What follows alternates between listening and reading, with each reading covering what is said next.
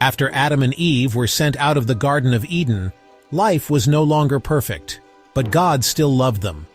Soon they had two sons, Cain the firstborn, and Abel, his younger brother. As the years passed, Adam and Eve had two sons, Cain, the firstborn, and Abel, his younger brother. Cain worked the soil, growing fruits and vegetables. Abel cared for sheep in the fields. Though they were brothers,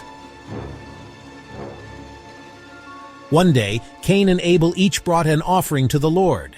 Cain offered some of the crops he had grown, but Abel brought the best portions of his firstborn lambs. God looked with favor on Abel and his offering, but he did not accept Cain's. Cain grew angry, and his heart began to darken. Cain was furious. His heart burned with jealousy toward his brother Abel. But God saw what was happening inside Cain's heart and warned him, "Why are you angry? If you do what is right, will you not be accepted? But if you do not, sin is crouching at your door. It desires to have you, but you must rule over it." One day, Cain invited Abel to walk with him into the fields. But jealousy had taken control of Cain's heart. While they were alone, Cain attacked his brother Abel and killed him. It was the first murder in human history, a result of unchecked anger and sin. God knew what had happened. He came to Cain and asked, "Where is your brother Abel?"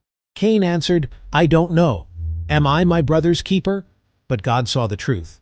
He said, "Your brother's blood cries out to me from the ground." God punished Cain, but even in his anger, he showed mercy by protecting Cain from being killed. God told Cain, "You are cursed. The ground will no longer give you crops. You will wander the earth." Cain was afraid. "My punishment is too much. Anyone who finds me will kill me," he cried. But God showed mercy. He put a special mark on Cain to protect him, saying, "No one will harm you." So Cain left God's presence and went to live in the land of Nod, east of Eden. Even in Cain's sin, God showed mercy.